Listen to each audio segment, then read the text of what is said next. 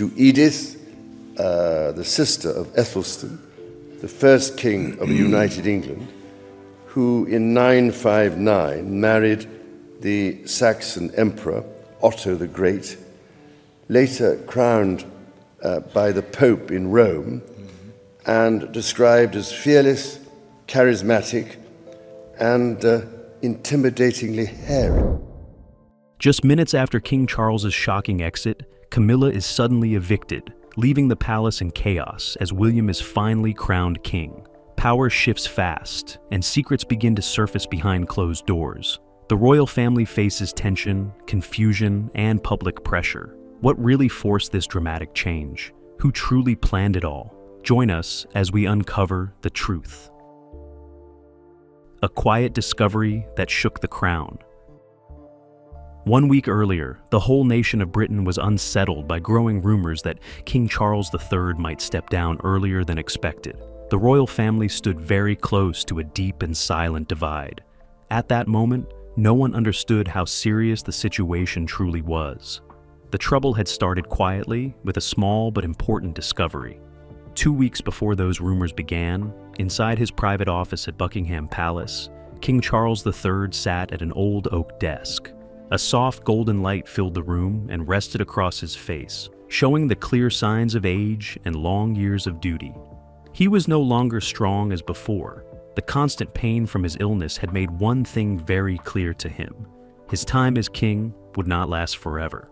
Because of this, he made a firm decision. He would move faster in passing responsibility to Prince William, his eldest son. This choice was not made because he wanted to step away from duty, but because he wanted to protect the future of the monarchy. The world outside was becoming more difficult, with rising pressure and strong political changes. He believed William needed to be fully prepared to take over. After reaching this decision, he gave a clear instruction to his trusted secretary, Mr. Thomas. Thomas was a loyal and experienced man who had worked with him for many years. The king ordered him to carry out a complete review of the royal family's financial records within 1 month. Every detail had to be checked carefully, from the Duchy of Cornwall to all charitable funds. The goal was simple. There must be no hidden issues when William takes the throne. Thomas accepted the task immediately and began his work without delay. In the following days, he carefully went through a large number of documents. He checked reports, balance sheets, and records of money transfers. The work was slow and demanding, but it was necessary. Then one late afternoon, while reviewing the file of a small charity project located in the suburbs of London, something unusual caught his attention. The project showed a very large amount of spending. More than £4 million had been used within just 1 year. The project was a community center, directly supported and managed by Queen Camilla. The report described the project as a success. It included the building of new facilities, job training programs, and medical support for people in need. However, the numbers did not seem right. The total spending appeared far too high for a project of that size. Thomas checked the figures again carefully. Then he reviewed them a third time. Each time, the result remained the same. There was no mistake in the records. The full amount had been transferred from royal funds directly into the charity's account, with approval signed under Camilla's name. At that moment, Thomas felt deeply concerned. He understood the importance of these funds. This was not ordinary money. It came from public contributions and other trusted sources, all handled with great care over the years by the king. Any problem in these accounts could lead to serious consequences. That same evening, Thomas asked for a private meeting with King Charles. In a quiet room, he placed the file on the desk and explained his findings clearly. He pointed out that the spending seemed unusual and far beyond what similar projects had required in the past. The king took the file and slowly went through each page. As he read, his expression changed. He became more serious and silent. A deep sense of worry began to grow within him. This was not only about money. The project carried the name of his wife, Camilla, someone who had stood by him through many difficult times. He began to wonder if she was aware of the situation or if someone else had taken advantage of her name. Despite these questions, he stayed calm and made a careful decision. He instructed Thomas to keep everything strictly private. The matter was not to be shared with anyone else, including members of the royal family. He would handle it personally. After Thomas left, the king remained alone, still holding the file. His concern grew stronger. This issue went beyond simple financial records. If there was any wrongdoing, it could damage the trust and reputation of the monarchy, something he had spent his entire life trying to protect. At the same time, he did not want to make quick judgments. There was still a chance that the problem came from an error or poor management. But as the head of the royal family, he knew he could not ignore it. From that moment, he could not rest. The feeling of unease stayed with him and continued to grow. He understood that if he failed to act quickly, the situation could become much worse and harder to control. An inspection and rising doubts. Just 2 days after meeting Thomas, Charles made a firm and unusual decision. He ordered a quiet inspection of the charity project that same night. There would be no public notice and no official record. Everything had to remain private. He spoke to Thomas in a calm but serious tone and asked him to choose only a small group of people he trusted completely. He gave clear instructions. There were to be no royal bodyguards and no official cars. They had to move like ordinary citizens. Their task was simple but important. They had to check everything for themselves. They needed to look at the buildings, observe the staff, and understand what was truly happening on the ground. Charles made it clear that he did not want reports or numbers. He wanted the truth. Thomas understood the weight of this task. He felt uneasy, knowing how sensitive the situation was. That night, under the dark sky of London, 3 men dressed in plain clothes set out in an old car. They carried no cameras and no visible tools to record anything. They relied only on what they could see and remember. When they arrived, they stayed at a distance at first. They quietly observed the area before moving closer.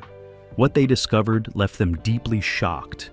The place had barely changed from 2 years earlier.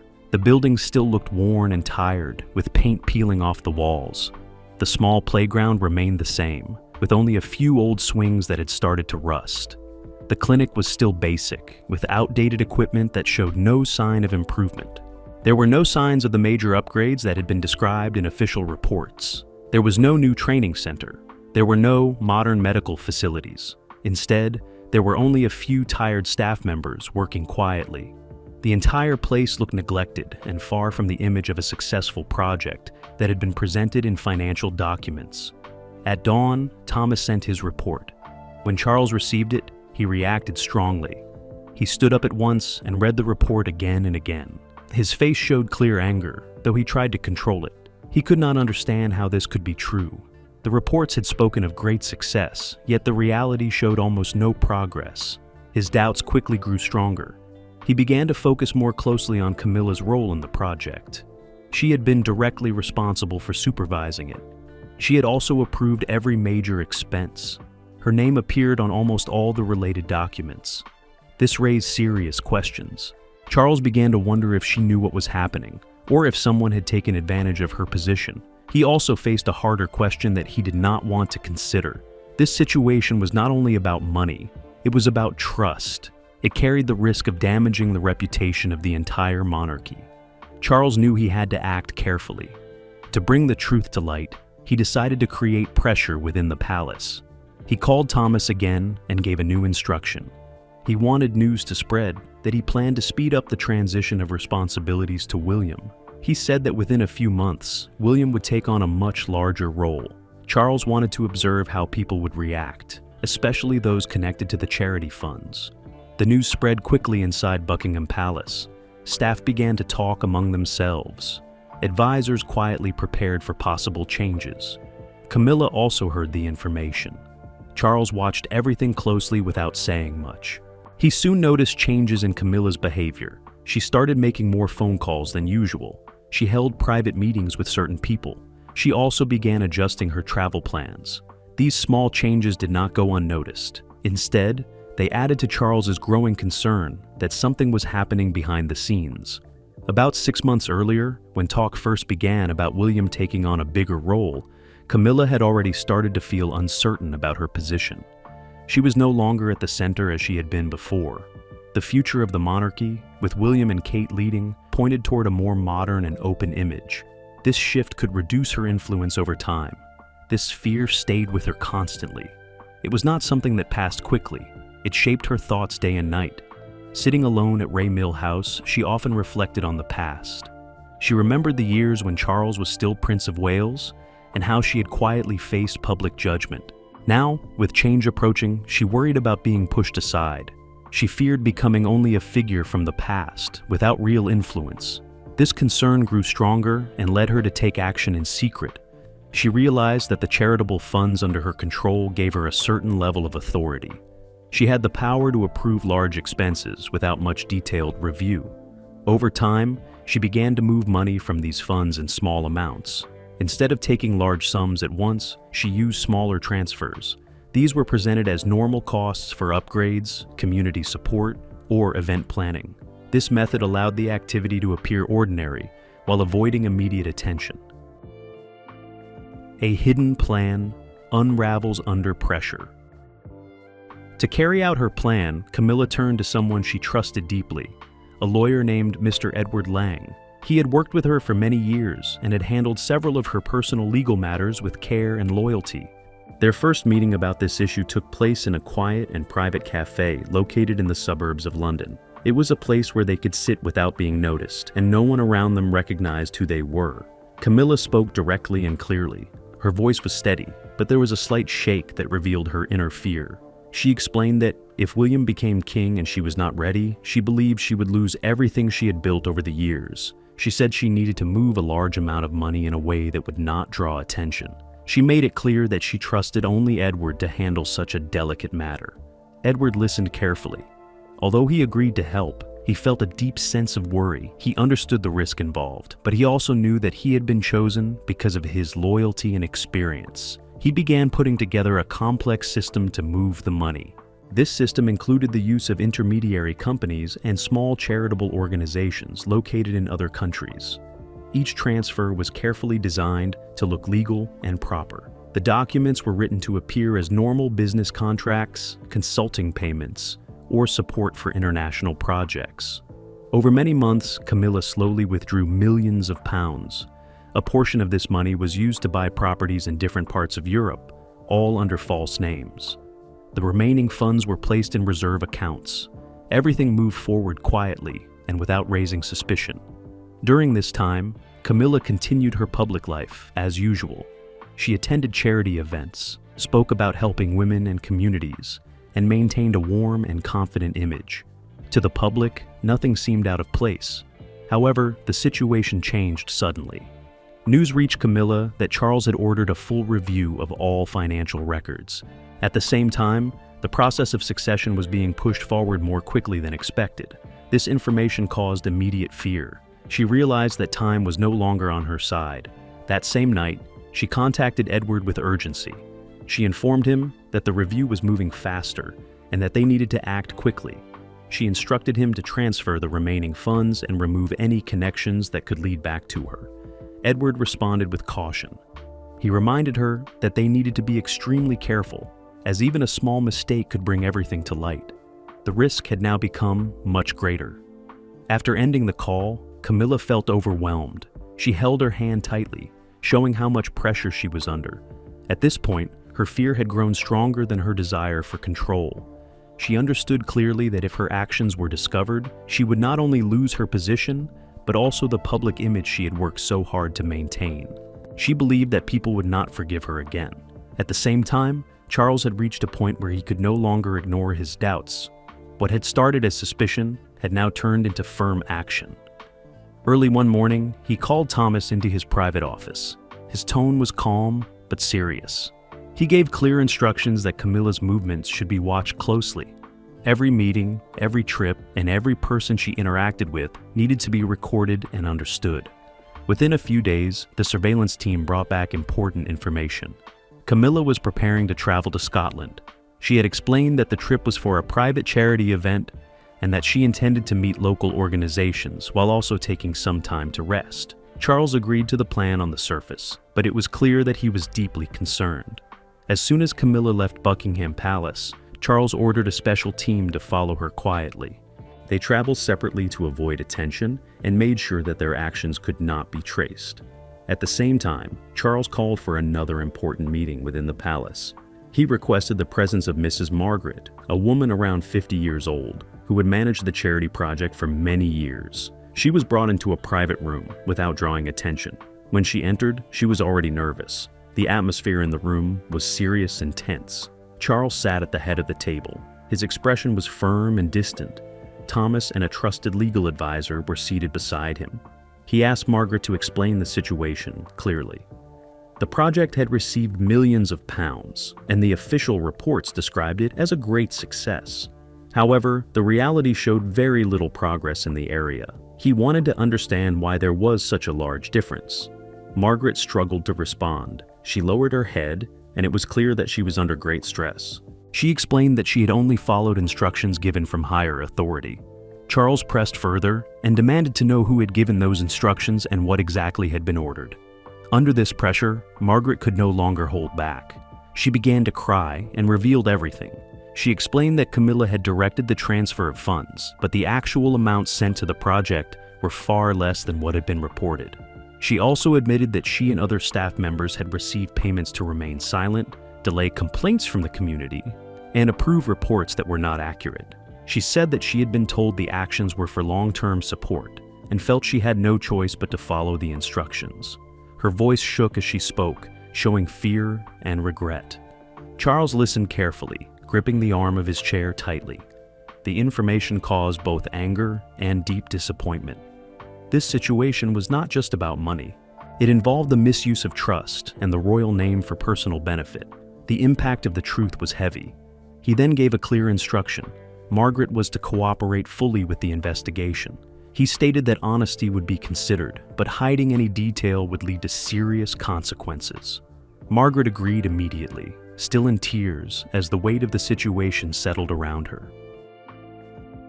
A final attempt to stay ahead. Meanwhile, in Scotland, Camilla arranged a private meeting with her longtime lawyer, Edward Lang, in a quiet hotel on the outskirts of Edinburgh. The meeting was set up with great care and kept as discreet as possible. From the moment they sat down, it was clear that the situation had become urgent. Camilla pushed for immediate action, making it clear that there was no time left to delay.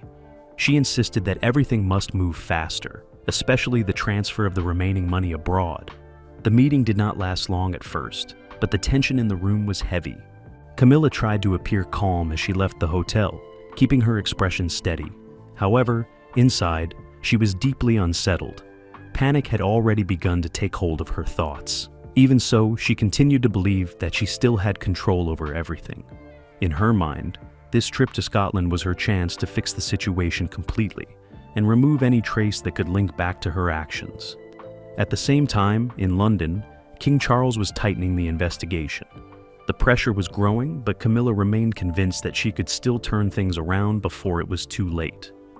Her visit to Scotland was not just about meeting her lawyer. It was her final opportunity to erase every connection and protect herself from what was coming. Inside the hotel room, which had been booked under a false name, Camilla and Edward Lang continued their discussion in greater detail. The atmosphere remained tense as they sat across from each other. Camilla could no longer hide the strain she was under. Her composure, which she usually maintained with ease, had started to slip. She leaned forward and spoke with urgency, making it clear that the situation had reached a critical point. She explained that Charles was moving quickly and that the transfer of power to William was approaching. If the truth came out now, she believed she would lose everything. She instructed Edward to move the remaining funds abroad immediately and to remove all possible connections. This included financial records, emails, and any documents that could lead back to her. Edward understood both the risk and the seriousness of what she was asking. He responded carefully, explaining that he would try to speed up the process. He suggested adding another layer of intermediary companies in Switzerland and routing the transfers through Singapore. However, he also warned that any large financial movement could attract attention if Charles had already begun to suspect the truth. The two of them spent more than 2 hours going over every detail. During this time, Camilla signed several forged documents that approved additional expenses to cover a multi-million-pound shortfall. She also instructed Edward to prepare a backup plan. If the situation became too intense, he would need to take partial responsibility, allowing her time to escape. Edward agreed, though his discomfort was clear. When the meeting finally ended, Camilla left the hotel appearing more composed than before.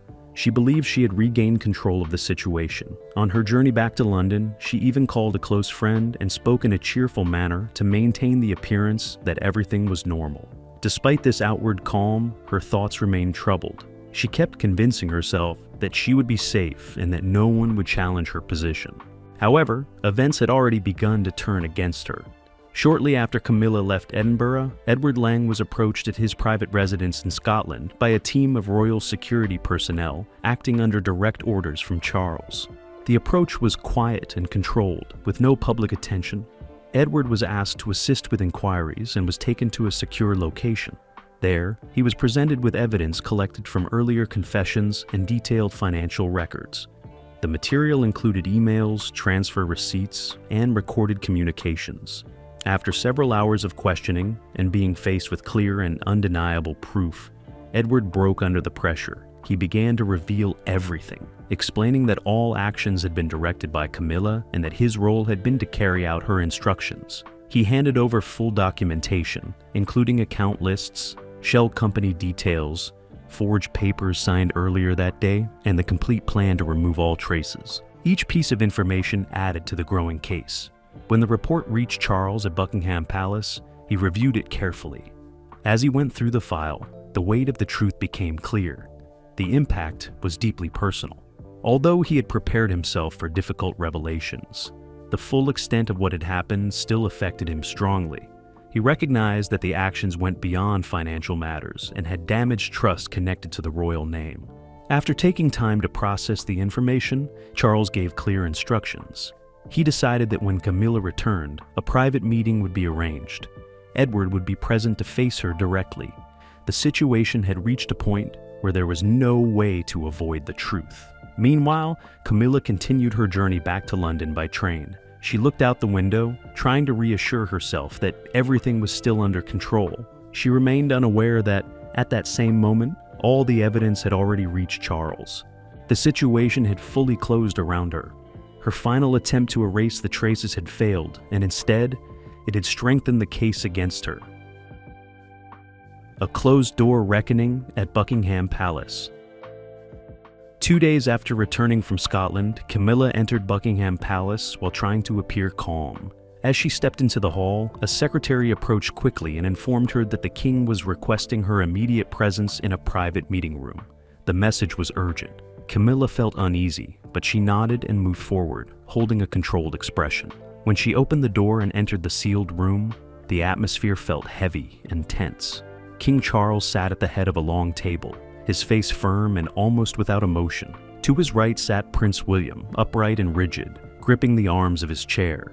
Several key members of the royal family were also present, all silent. There were no servants or assistants in the room, and only those who were directly involved in the matter were there. Camilla took her seat and tried to keep her voice steady as she asked what the issue was. Charles did not respond at once.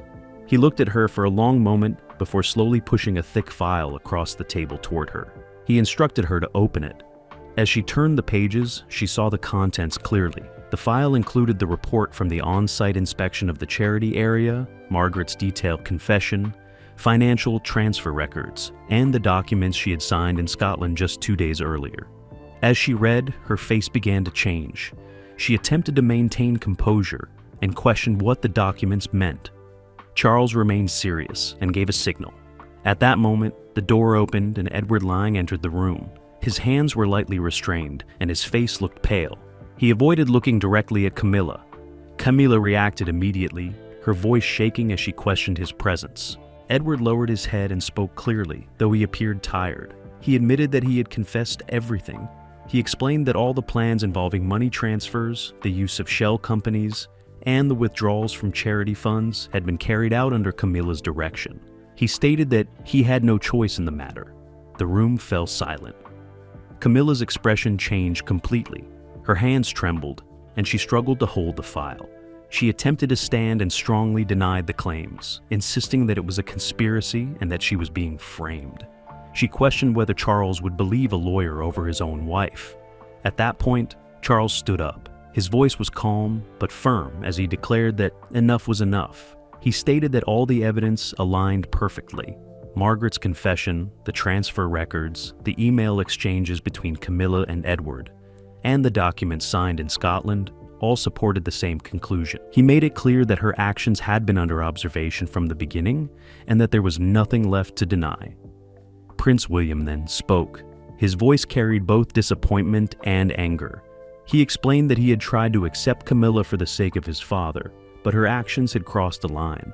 He pointed out that taking money from the public and using the royal name for personal gain, driven by fear of losing power, was unacceptable. He also questioned whether she believed such actions would be tolerated after the transition of power. Camilla looked at both William and Charles. Tears began to fall as her tone changed.